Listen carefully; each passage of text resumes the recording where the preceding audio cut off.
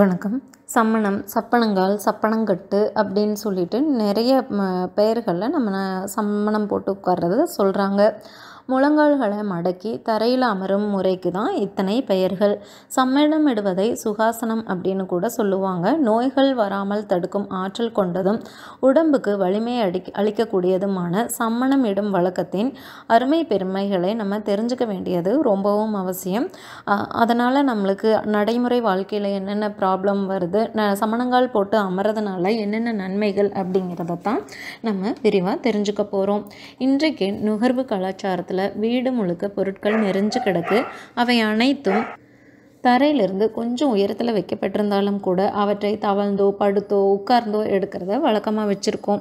நின்று நிதானித்து உட்கார்ந்து தரையில் சம்மணமிட்டு இளைப்பாறவோ உணவருந்தவோ நேரம் இல்லாமல் ஓடிக்கிட்டே இருக்கும். கொஞ்சம் ஆசுவாசமாக அமரலாம் அப்படின்னாலும் நாற்காலியையும் சோஃபாவையும் தேடி தான் மனம் அலைப்பாயுது.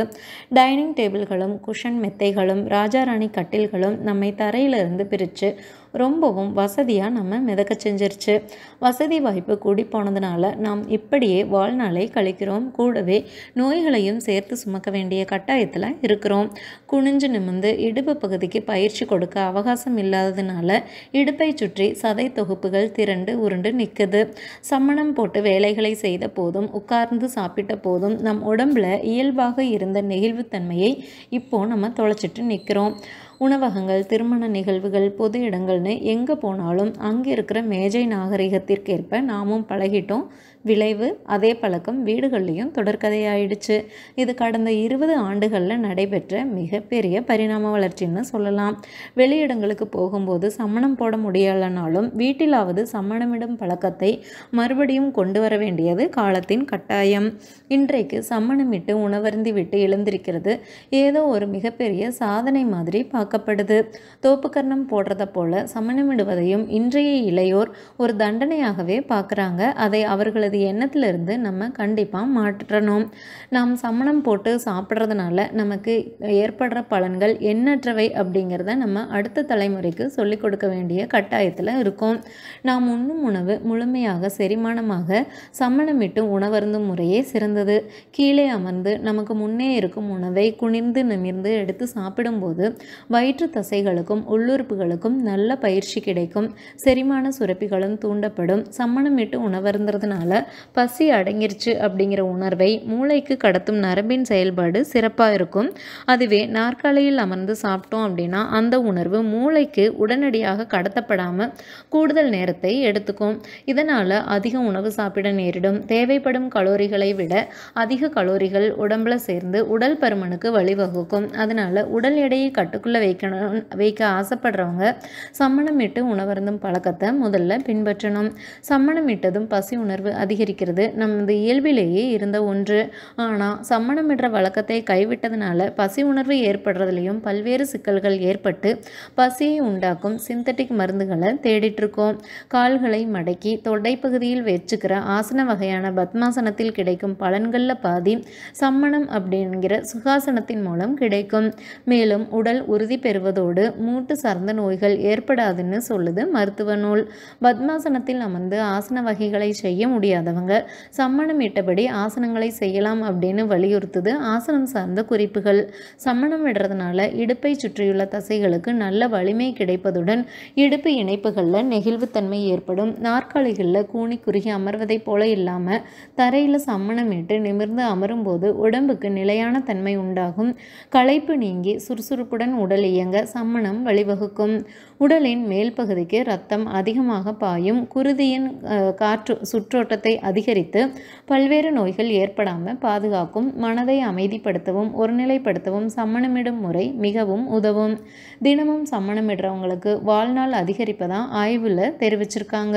சம்மணமிட்டு அமர்ந்ததும் கைகளின் துணை இல்லாமல் மேலே எழுவதை வைத்து நமது ஆயுட்காலம் எவ்வளவு அப்படிங்கிறத நிர்ணயிக்கும் வழக்கமும் இருக்கு.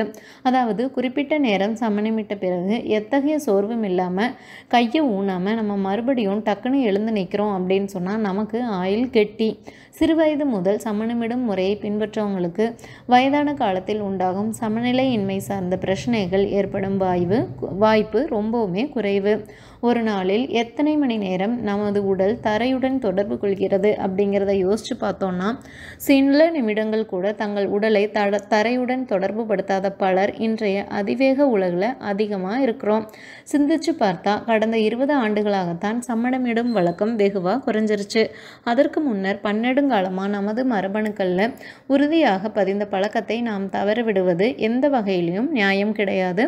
சம்மணமிடுறத அடுத்த தலைமுறைக்கு நம்ம கற்றுக் கொடுக்கல அப்படின்னா எதிர்காலத்தில் சம்மணம் போட ஸ்பெஷல் கிளாஸ் அனுப்பி வைக்க வேண்டிய சூழ்நிலை ஏற்படலாம். குடும்ப உறுப்பினர்களின் ஆரோக்கியம் காக்க வீட்டில் இருக்கிற டைனிங் டேபிளுக்கு மூடு விழா நடத்திட்டு தரையில் அமர்ந்து உண்டு உரையாடி கழிக்கிறது தான் சிறந்த முறை. தரையில் பாய் விரித்து சுற்றமும் நட்பும் சூழ ஆசவாசமாக அமர்ந்து கதைகள் பேசிய இனிய தருணங்களையும் வீட்டில் விருந்து சாப்பிட்றதுக்கு தரையில் பெட்ஷீட்டை விரித்து தரையில் அமர்ந்து உணவை ரசித்து சாப்பிட்டு அழகான நாட்களையும் மீட்டெடுக்கிறது நமது கையில் தான் இருக்குது. அது மட்டும் இல்லாமல் சமணங்கள் போடும்போது நமக்கு நிறைய நன்மைகள் நமக்கு கிடைக்குது. யோசிச்சு பார்த்தா பொதுவாக எல்லோரும் காலை தொங்க வச்சு தான் அதிக நேரம் அமர்றோம். 2 சக்கர வாகனத்தில் பயணிக்கும் போது, பேருந்தில், ரயில் வண்டிகளில், சினிமா தியேட்டரில், பள்ளிகளில், அலுவலகங்களில், வீடுகளில், சோபாக்களில், கட்டில், நாற்காலின்னு யோசிச்சு பார்த்தா நம்ம அதிக நேரமாக காலை தொங்க வச்சுட்டே இருக்கும். இப்படி காலை தொங்க வச்சு அமர்றதுனால நமக்கு பல உடல் உபாதைகள் ஏற்படுது. இதற்கு காரணம் என்னன்னு பார்த்தீங்கன்னா, காலை தொங்க வச்சு அமரும்போது நமது உடம்புல இரத்த ஓட்டம் இடுப்புக்கு கீழ்ப்பகுதியில் தான் அதிகமாக போகுது. நாம் காலம் அடக்கி சமணம் போட்டு அமரும்போது இடுப்புக்கு மேலே இரத்த ஓட்டம் அதிகமாகவும் வருவதற்கு வாய்ப்பு உண்டு. நமது உடம்புல இடுப்புக்கு கீழே உள்ள கால்களுக்கு நடக்கும்போது மட்டும்தான் இரத்த ஓட்டம் போனால் போதும். மிக முக்கிய உறுப்புகளாகிய சிறுநீரகம், கணையம், நுரையீரல், மூளை, கண், காது ஆகியவை இடுப்புக்கு மேல் பகுதியில் தான் இருக்குது. அதனால் ஒருத்தர் காலை தொங்க போடாமல் சமணங்கால் போட்டு அமர்ந்திருந்தாங்க அப்படின்னு சொன்னால் ஏற்கனவே பார்த்த மாதிரி அவருக்கு சக்தியும் ஆரோக்கியமும் அதிகமாக இருக்கும். அதனால் சாப்பிடும் பொழுதாவது கீழே உட்கார்ந்து காலை மடக்கி அமர்ந்து தான் சாப்பிடணும். ஏன்னா இடுப்புக்கு கீழே ரத்த ஓட்டம் செல்லாமல் முழு சக்தியும் வயிற்றுப்பகுதிக்கு செல்லும் பொழுது நமக்கு ஜீரணம் நன்றாக நடைபெறும். சாப்பிடும் பொழுது காலை தொங்க போட்டு வச்சு நாற்காலியில் அமர்றதுனால ரத்த ஓட்டம் வயிற்றுப்பகுதிக்கு போகாமல் காலுக்கே அதிகமாக செல்லுது. இந்திய வகை கழிவறை செல்லும் போது மட்டும்தான் காலை மடக்கி அமர்றோம். யூரோப்பியன் கழிவறையில் அமரும்போது குடலுக்கு அதிக அளவு அழுத்தம் கொடுக்கறதுனால மட்டும்தான் கழிவு வெளியேறும்.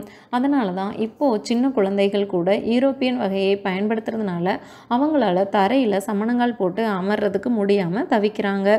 நம்மளால் சமணங்கால் போட்டு கூட தரையில் உட்கார முடியல அப்படின்னா இந்த உடம்பை நம்ம எந்த அளவுக்கு கெடுத்து வச்சுருக்கோம் அப்படிங்கிறத நம்ம எல்லாருமே புரிஞ்சுக்கணும். அதனால் முடிஞ்ச வரைக்கும் காலை தொங்க விட்டு அமர்வதை தவிர்க்கணும். வீட்டில் கண்டிப்பாக யூரோப்பியன் கழிவறைகள் இருந்தாலும் கூட ஒரே ஒரு இந்தியன் கழிப்பறையாவது இருக்கணும். முடிஞ்ச அளவுக்கு குழந்தைகளை இந்தியன் கழிப்பறையை உபயோகிக்கிறதுக்கு நம்ம ஊக்குவிக்கணும். கட்டிலோ சோஃபாலையோ அமரும்போது சமணமிட்டே உட்கார்றது நல்லது. சாப்பிடும் பொழுது தரையில் ஏதாவது விரிப்பை விரித்து அதன் மேல் சமணங்கால் போட்டு அமர்ந்து சாப்பிட்டோன்னா சாப்பாடு நன்றாக ஜீரணிக்கும். சில வீடுகளில் அதற்கும் வாய்ப்பில்லை அப்படின்னா டைனிங் டேபிளில் உட்காரும் போதாவதும் காலை மடக்கி வைத்து அமர்ந்து சாப்பிடணும். நின்று கொண்டு காலை தொங்க போட்டு கொண்டு சாப்பிட்ற பழக்கத்தை மாற்றி குடும்பத்துடன் அமர்ந்து ஒன்றாய் சாப்பிட்டு நம்ம ஆரோக்கியத்தை காக்கணும். இது மேற்சொன்ன பிரச்சனைகளை தீர்க்கிறது மட்டும் இல்லாமல் முதுகுவலி பிரச்சனை குறையுது. கீழ்முதுகு மற்றும் இடுப்பு பகுதி திறம்பட செயல்படுறதுக்கு வாய்ப்பு கிடைக்குது. அதனால சமணங்கால் போட்டு சாப்பிட்றதோட அருமை பெருமைகளை தெரிஞ்சுட்டு நம்ம குழந்தைகளையும் ஊக்குவிச்சுட்டு நம்மளும் சமணம் போட்டு தரையில் அமர்ந்து சாப்பிட்றது தான் நல்லது. மேலும் தகவல்களுக்கு சேனலை சப்ஸ்கிரைப் பண்ணுங்கள். தேங்க்யூ.